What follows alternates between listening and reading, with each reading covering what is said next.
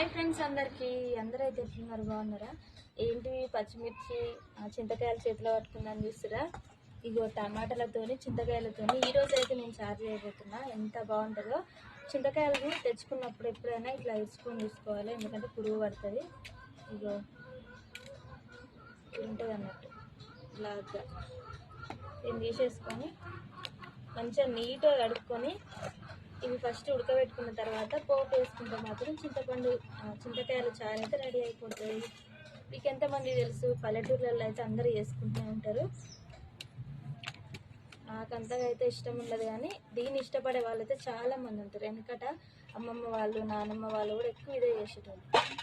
ఈ వాళ్ళు కూడా చేసేటోళ్ళ చేస్తాం కదా. తప్పకుండా కామెంట్ పెట్టండి. ఇంతవరకు చూసి ఒక లైక్ చేయొచ్చు కదా, సబ్స్క్రైబ్ చేసుకోండి.